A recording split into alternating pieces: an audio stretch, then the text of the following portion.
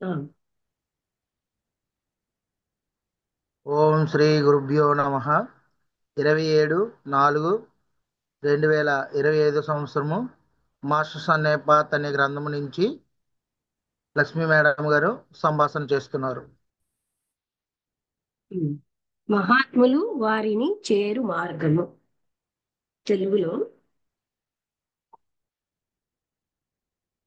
నిన్న మనకి 219 అయినట్టుంది కదా. 17 19 రైట్ యాక్షన్ అయిపోయింది. ఇంకా 200 అందులోనే మనం చదువుదాం.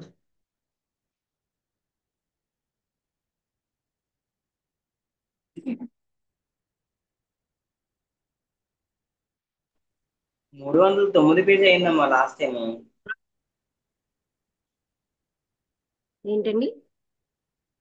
309 పేజీలో ఉన్నాం లాస్ట్ టైం. లేదు, 309, సారీ. అదే 317. 4 నవల్ ట్రూత్స్ గురించి చెప్పారు కదా. చూద్దాం, 309 కాదు, రైట్ యాక్షన్ కూడా అయిపోయింది కదా. మూడు వందల చూద్దాం పంతొమ్మిది కంటెంట్ ని లక్ష్మి. బట్టి మనకి. అంటే సరి అయిన మూడు మాట. వందల 309 దాటిపోయామండి, ఎప్పుడో మీరు చెప్పేది. 19 319. 19 అనుకుంటాను. Come now to the fifth step. Right means 390. Of that is a matter which may right means of livelihood కూడా అంటే 318 అంటే సరి అయిన విధంగా ఆర్జించడం. సో 319 పేజీలో మనం చదవాలి.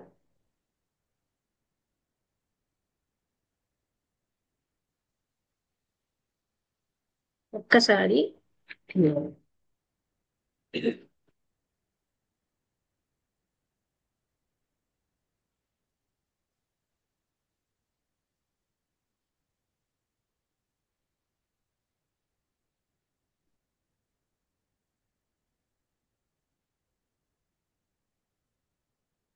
అంటే ఇక్కడ ప్రతి వ్యక్తికి కూడా కొన్ని ఒక్కసారి వెనకాల 2 లైన్లు చదివి 2 3 లైన్లు చదివి పాస్ చేస్తారు. సిక్స్త్ స్టెప్ ఏమో రైట్ ఎగ్జర్షన్ అంటే సరి అయిన ప్రయత్నము లేదా శ్రమ.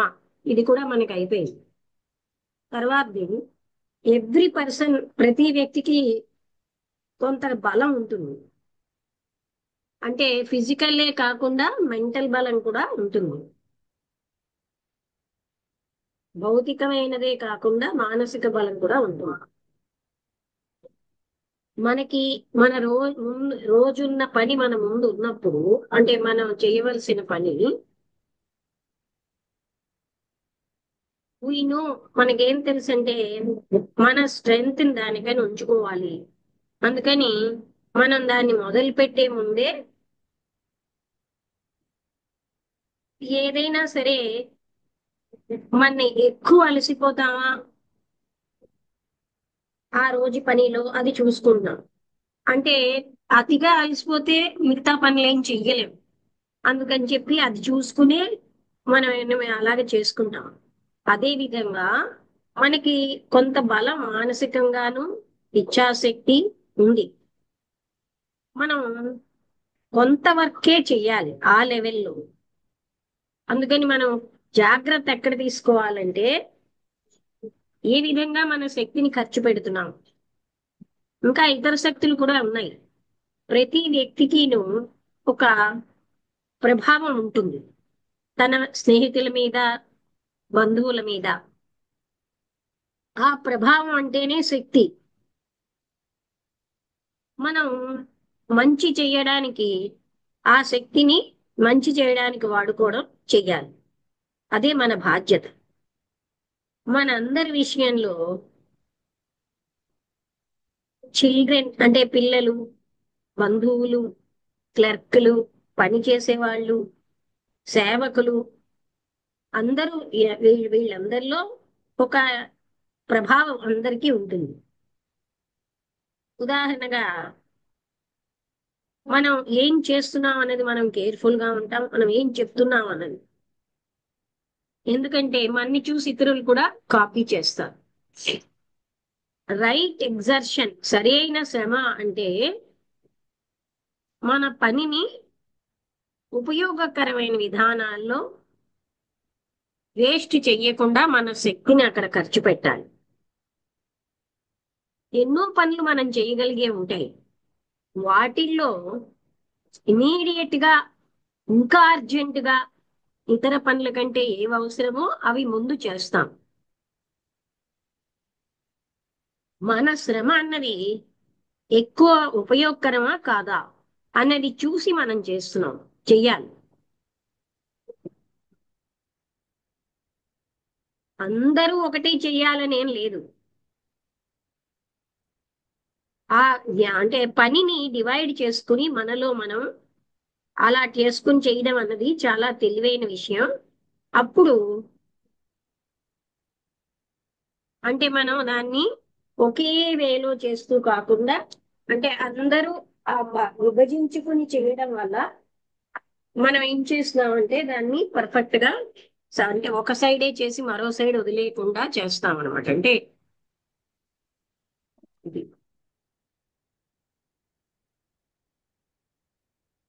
అందుకని అందరూ ఒక పని కాదు, డివైడ్ చేసుకుని చేయడం అంటే ఒక దగ్గర ఉన్న వాళ్ళు.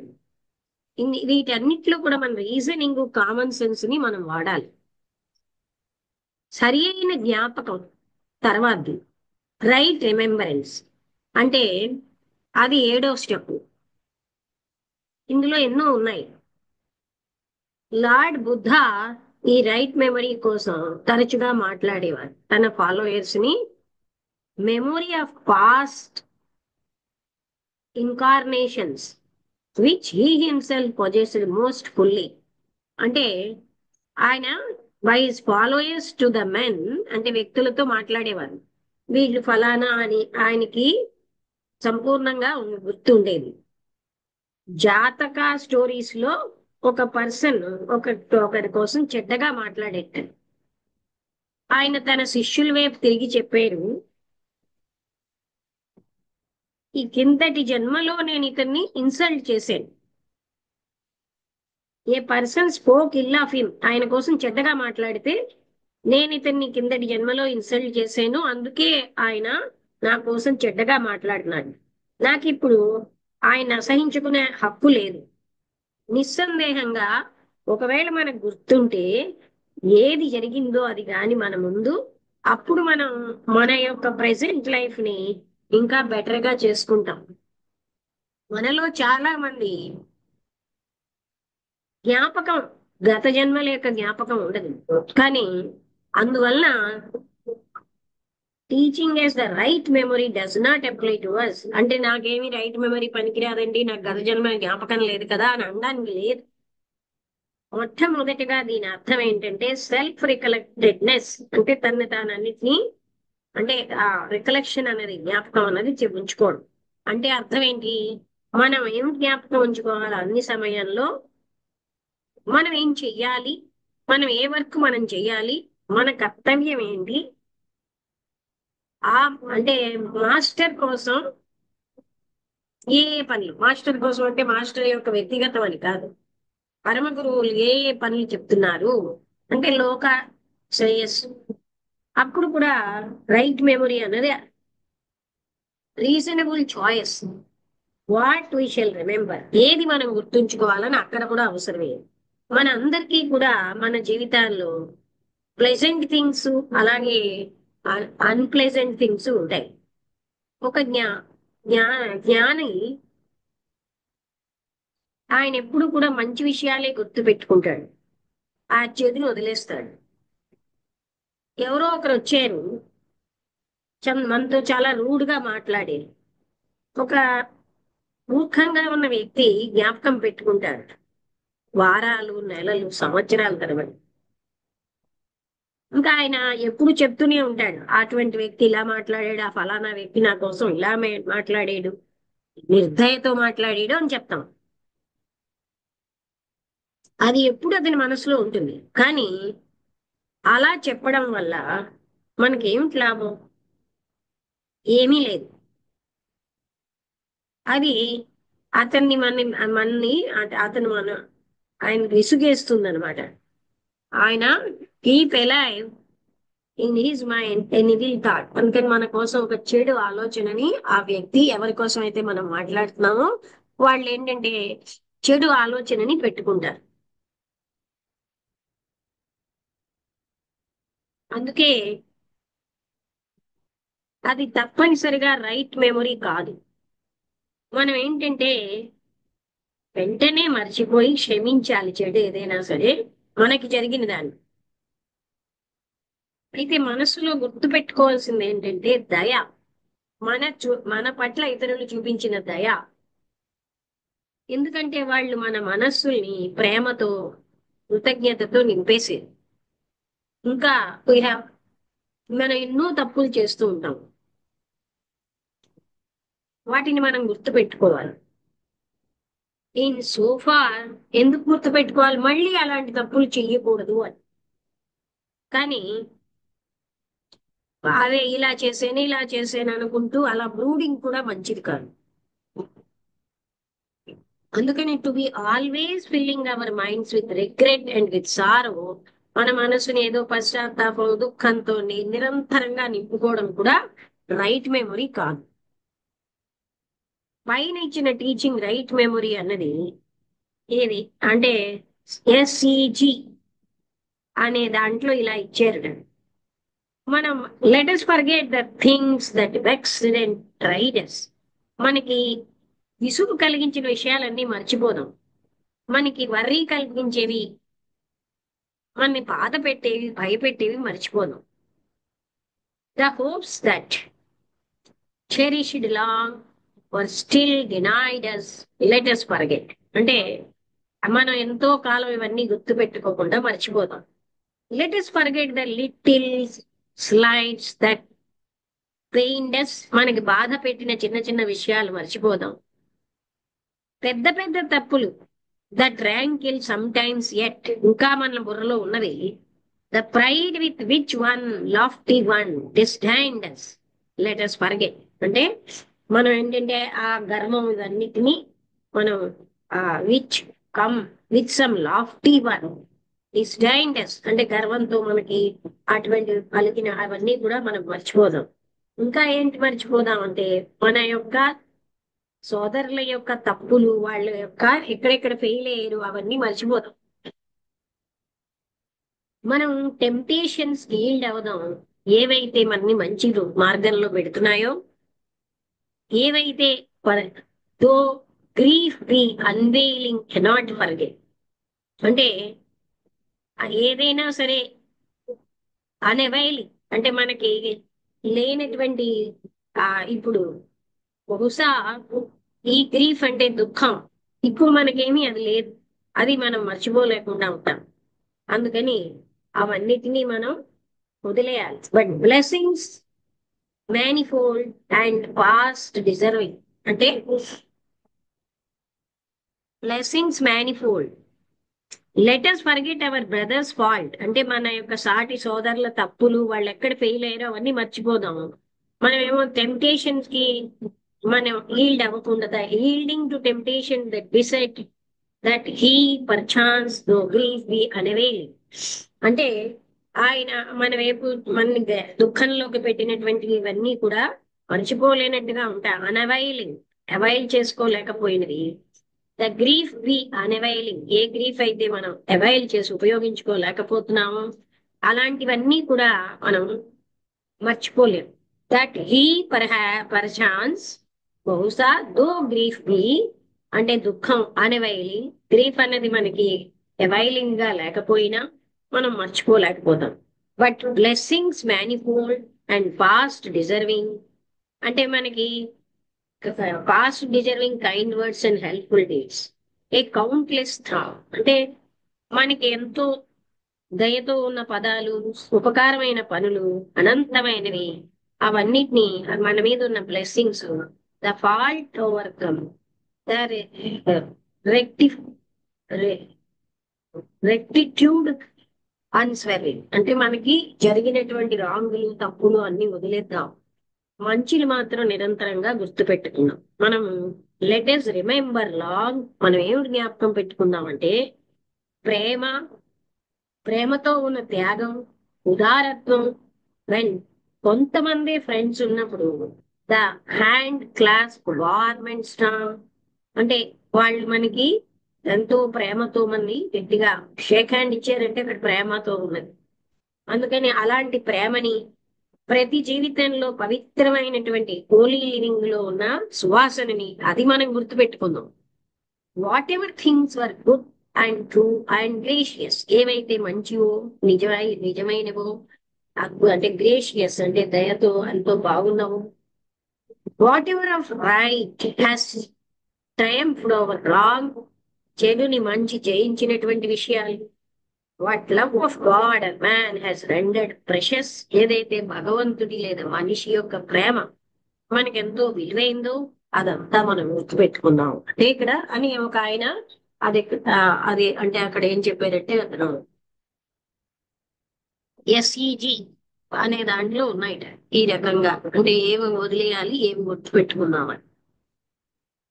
ద లాస్ట్ స్టెప్, లాస్ట్ ఏంటంటే రైట్ మెడిటేషన్ లేకపోతే రైట్ కాన్సన్ట్రేషన్. ఇది 8వది. అంటే దీని అర్థం ఏమిటంటే only to the set meditation which we perform as part of our discipline. మన క్రమశిక్షణలో పార్ట్ గా అదే మనం దాన్నే రిఫర్ చేస్తున్నారు. దాని అర్థం ఏంటంటే all through our life we should concentrate our selves on the object of doing good and of being useful and helpful. అంటే మనం ఏంటి ప్రతి నిత్యం మనం ఏమిటి గుర్తుపెట్టుకోవాలి అంటే మంచి చేయడం, సహాయం చేయడం. నిత్య జీవితంలో ఎప్పుడు మనం మెడిటేట్ చేస్తూ ఉండాలి.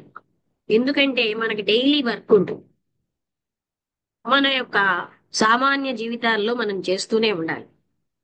అయినప్పటికీ నేను ష్యూర్ గా చెప్పలేను ఒక స్టేట్మెంట్ అలాంటిది మేడ్ వితౌట్ రిజర్వేషన్, ఏ రిజర్వేషన్ లేకుండా ఎంటైర్లీ ట్రూ అంటే పూర్తిగా ట్రూ అయిన స్టేట్మెంట్ చెప్పలేను అంటున్నారు. We cannot always have our conscious, అంటే ఇక్కడ అర్థం ఏంటంటే మనకి ఎన్నో in daily life we cannot be always meditating because of our daily work that we must all do in the course of our ordinary lives, and yet I am not sure that a statement like that made without reservation is entirely true.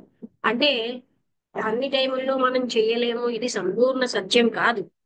We cannot always have our consciousness drawn away from the physical plane to higher levels. ప్రతి నిత్యం మనం physical plane లోంచి higher లెవెల్లోకి మన చైతన్యాన్ని తీసుకెళ్ళలేము.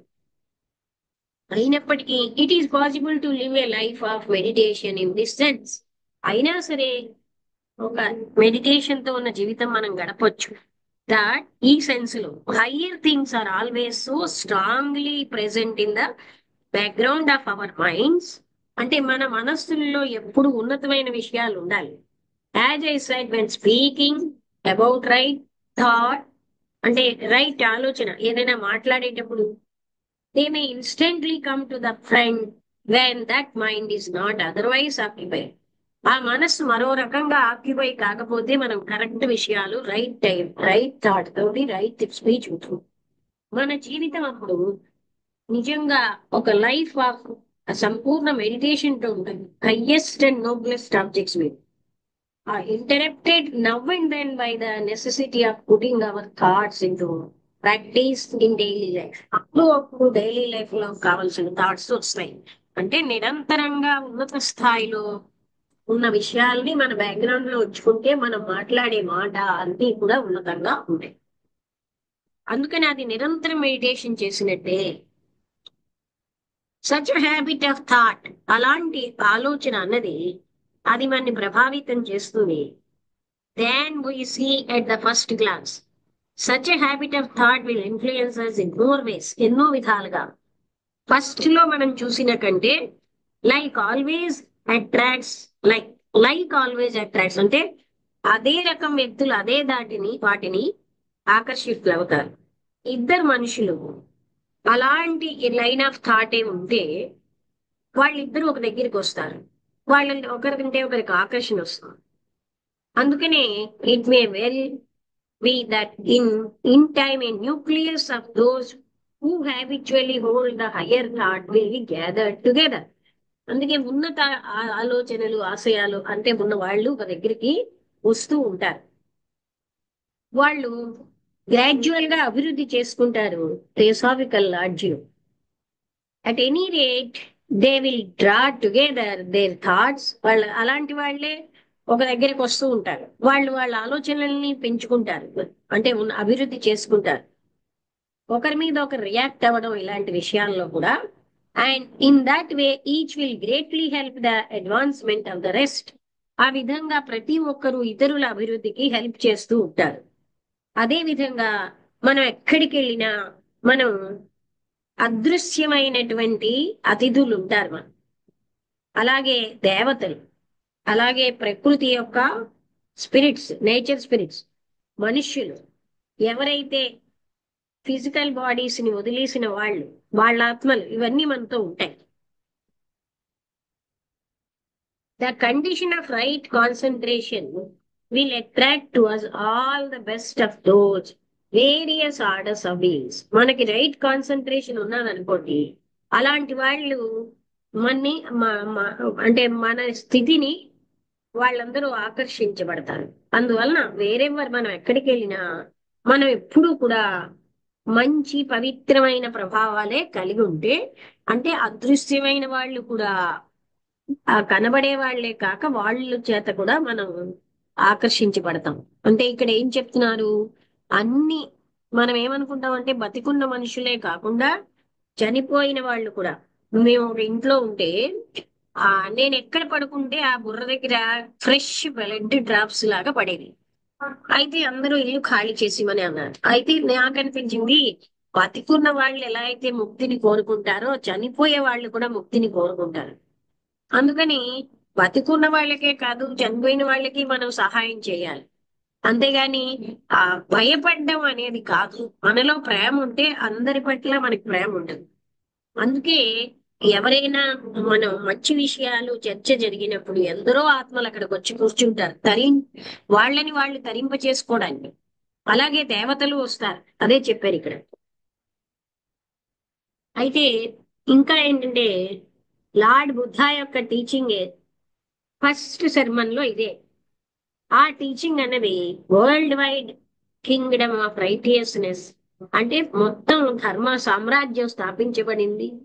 అందుకనే royal chariot wheels of which he set in motion for the first time on that Ashadha festival so many centuries ago. ఎన్నో శతాబ్దాల వెనకాల ఆషాఢ పూర్ణిమ నాడు బుద్ధుడు మొట్టమొదటిగా ఆయన యొక్క ఆ అంటే చారియట్ అంటే రథం యొక్క చక్రాలు, అంటే అక్కడికి వచ్చినప్పుడు ఆయన మొట్టమొదటిగా తన టీచింగ్ ఇచ్చాడనమాట ఆషాఢ పూర్ణిమ నాడు. అదేంటంటే ధర్మ రథం అనే kingdom of righteousness is founded the royal chariot wheels of which he set in. ఆయన ఎప్పుడు కూడా అటువంటి ధర్మంలోనే ప్రయాణం చేస్తాడు. First in far future the time shall come for the advent of another Buddha. ఇంకా మనకి చాలా దూరంలో మరొక బుద్ధుడు రావచ్చు. Present Bodhisattva takes that final incarnation. ఈ బోధిసత్వుడు అదే ఫైనల్ జన్మ తీసుకుంటాడు. అదే పెద్ద స్టెప్ అన్నమాట. మనం అంటే పొందవల్ పడేది. He will preach divine law to the world in whatever form may seem to him. ఆయన ఆ దైవ యొక్క లా ని ఆయన ప్రపంచంలో చాటి చెప్తాడు. మోస్ట్ హై ఆఫీస్ అంటే most suited to the requirements of the era. అప్పుడు ఉన్నటువంటి ఆ యుగానికి అదే ఫిట్ అవుతుంది అనమాట. ఆ ఫిట్ అయినటువంటి ఆ దైవీపరమైనటువంటి లాస్ ని ఆయన చెప్తారు. And then will follow him in his high office the master Kuthumi. ఆయనని పుటుభూమి మాస్టర్ గారు ఫాలో అవుతారు. ఆయన ఎలా అయితే second ray to take the responsibility of the becoming the Bodhisattva of the sixth root race. Sixth root race కి సంబంధించి second రేకి చెందిన ఆయన ఈ బాధ్యత తీసుకుంటారు. ఏంటని తను అక్కడ అంటే మాస్టర్ పుట్టుభూమి గారు కూడా ఆయన్ని ఫాలో అవుతారు. తర్వాత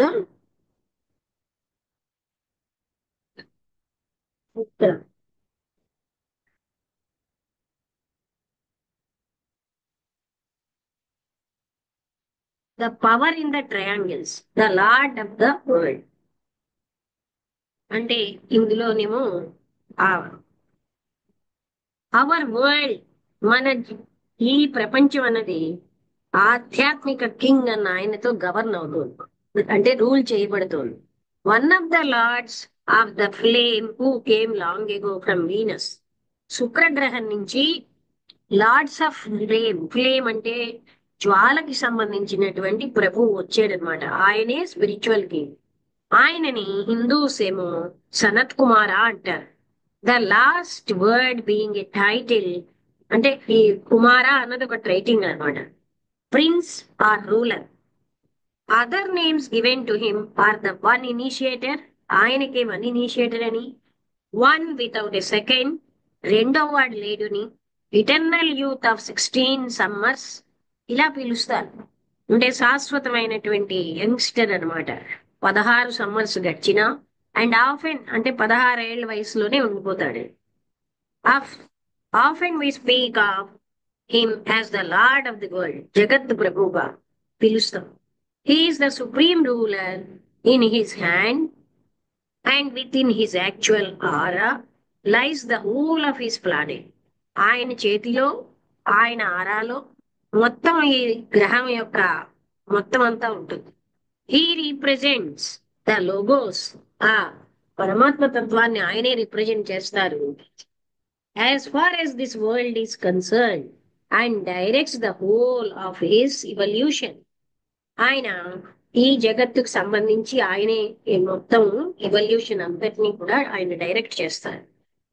not that of humanity alone, కేవలం మానవాళ్ళు ఒక్కటే కాదు, but also the evolution of the devas, దేవతల యొక్క ఇవల్యూషను, ద నేచర్ స్పిరిట్స్, ప్రకృతి దేవతలు, and all other creatures connected with the earth, భూమితో సంబంధం ఉన్న అన్ని జీవుల యొక్క పరిణామాన్ని ఆయన బాధ్యుడు.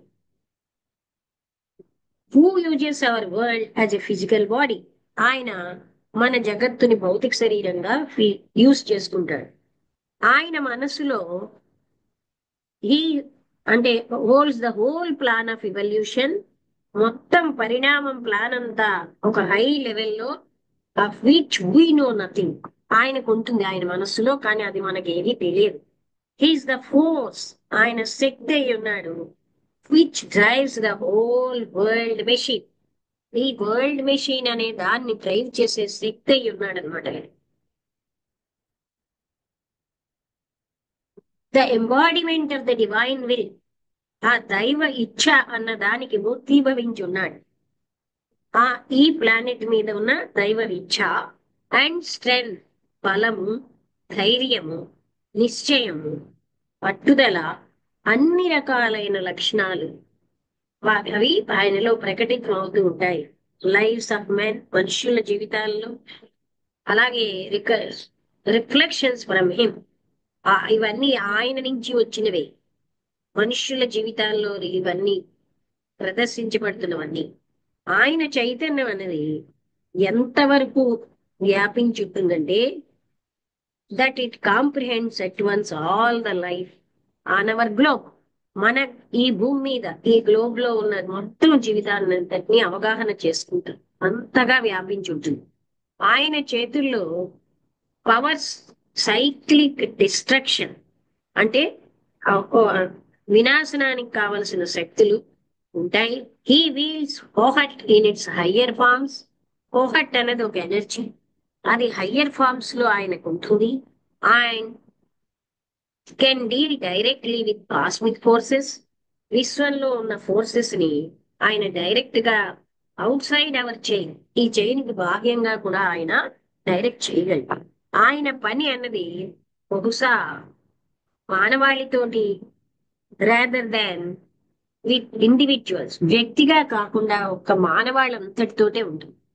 పరమ గురువులు ఎప్పుడు అంతే, ఒక్క వ్యక్తిగా కాకుండా మానవాళ్ళంతటిని అనే దృష్టిలో పెట్టుకుంటారు.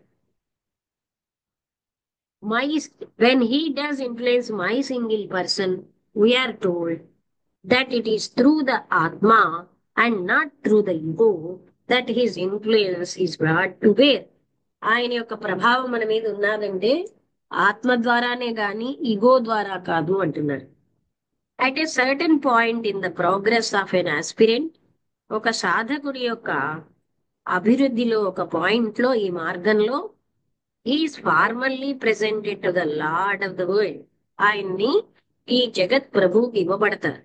And those who have thus met him face to face, speak of him as in appearance, a handsome youth. అలా అతన్ని ఫేస్ టు ఫేస్ చూసే వాళ్ళందరూ అందమైనటువంటి యువకుడు, dignified, benignant, beyond all description, yet with a mien of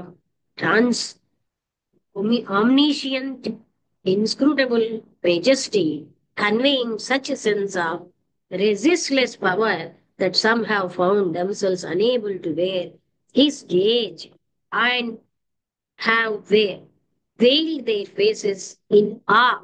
అంటే ఆయన వైభవం ఎంతలా ఉంటుందంటే ఆయన చాలా అందమైన యువకుడు, అంతేకాకుండా అంతటా వ్యాపించున్నవాడు, గొప్ప డిగ్నిఫైడ్ గా ఉంటాడు, అన్ని రకాలైన వర్ణలకి అతీతంగా ఉంటాడు. ఆయనని ఎవరు కూడా అంటే డైరెక్ట్ గా అతనిలో అనంతమైన శక్తి ఉంటుందన్నమాట. డైరెక్ట్ గా చూడలేక కళ్ళ మీద ఒక తెర వేసేసుకుంటాట. ఆ విధంగా ఉదాహరణగా did our great founder madam Blavatsky, అలాగే మన యొక్క ఫౌండర్ మేడం బ్లవెట్స్కి కూడా అలాగే ఉండేవారు. One who has had this experience can never forget. అంటే అలాంటి అనుభూతుల్లో బహుశా మేడం బ్లవెట్స్కి కూడా అది ఎవరికైతే ఆ అనుభూతి వచ్చిందో వాళ్ళెవరూ మర్చిపోలేరు. అంటే వాళ్ళు never forget it, Nar can he ever thereafter doubt that however terrible the sin and sorrow on earth may be, all things are somehow working together for the eventual good of all, and humanity is being steadily guided towards its final goal. అంటే భూమి మీద ఎన్ని రకాలైన ఇబ్బందులు ఉన్నా సరే ఆయనను ఒకసారి ఫేస్ టు ఫేస్ చూసిన వాళ్ళు అది ఎప్పటికీ మర్చిపోలేరు. వాళ్ళు ఎప్పుడు అంటే అంత తర్వాత ఏంటంటే ఈవెన్చువల్ గుడ్ ఆఫ్ ఆల్, అందరికీ మంచి చేస్తూ అందరినీ కలిసి పనిచేసేటట్టుగా మానవాళి కూడా స్థిరంగా ఫైనల్ గోల్ వైపు వెళ్తూ ఉండేటట్టుగా చూస్తారు. డ్యూరింగ్ ఈచ్ వరల్డ్ పీరియడ్, ప్రతి జగత్తు సమయంలో మనకేం చెప్పబడింది? వరల్డ్ పీరియడ్ అని ఎందుకంటారంటే ఈ జగత్తు ఒక టైంలో మళ్ళీ విలీనం అయిపోతుంది. There are 3 successive lords of the world. అంటే ముగ్గురు ఉంటారట ఈ జగత్తుకి. And the present holder of the office is already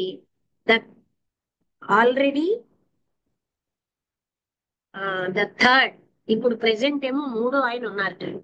He resides with his 3 pupils in an oasis in the Gobi desert.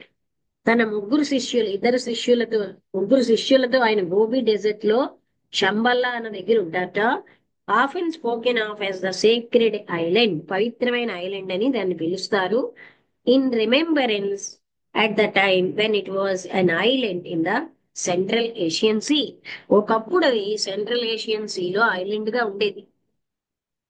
These 4 greatest of the adepts are often called the children of the fire mist.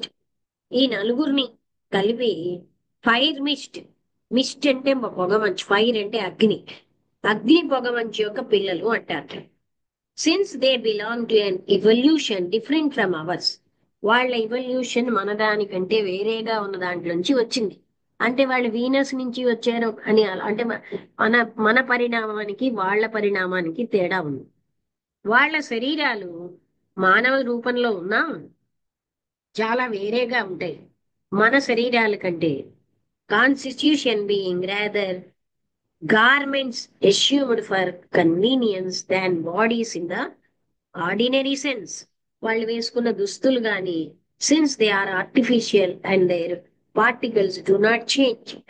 వాళ్ళ శరీరాలన్నీ కూడాను అంటే మన వాటితో లాగా కాకుండా అవి సదుపాయం కోసం వాళ్ళ యొక్క గార్మెంట్స్ అన్నమాట, అంటే దుస్తులు. అండ్ దేర్ పార్టికల్స్, ఇక్కడ గార్మెంట్స్ అంటే వస్త్రాలు అనేటట్టు వాళ్ళు వేసుకున్న ఈ శరీరాలు అన్నవి అవసరం కోసమే వాళ్ళ శరీరాలు ధరించి వచ్చేవి. ఆ పార్టికల్స్ ఎప్పుడు కూడా మారవు హ్యూమన్ ఫ్రేమ్ లో లాగా. Those of the human frame they require no nourishment, వాళ్ళకి ఆహారము అలాంటివి ఏమి అవసరం లేదు. And remain unchanged through thousands of years. వేల కొలది సంవత్సరాలు మారకుండా ఉంటారు. అందుకంటే వాళ్ళ బాడీస్ వేరు, మనలాగే కనబడుతున్నా వాళ్ళ బాడీస్ చాలా వేరేగా ఉంటాయని చెప్తున్నారు. ఈ ముగ్గురు శిష్యులు బుద్ధా లెవెల్లో ఉన్నవాళ్ళు అండ్ ఆర్ కాల్డ్, వాళ్ళని ప్రత్యేక ఆర్ పచ్చేక, అదే పచ్చేక అన్నది బుద్ధిస్ట్ టర్మ్. ప్రత్యేక బుద్ధాస్ అంటాం. వాళ్ళు లార్డ్ కి అసిస్ట్ చేస్తారు, వాళ్ళకి సహాయం చేస్తారు. And are themselves destined to be our 3 lords of the world. జగత్తుకున్న ముగ్గురు ప్రభువులు వాళ్లే. When humanity is occupying the planet Mercury, అంటే మెర్కురీ ప్లానెట్ లో, మెర్కురీ అంటే ఏంటి తెలుగులో? సరే, ఆ ప్లానెట్ లో మానవాళి వచ్చినప్పుడు వాళ్ళు ముగ్గురే ప్రభువులు అవుతారు.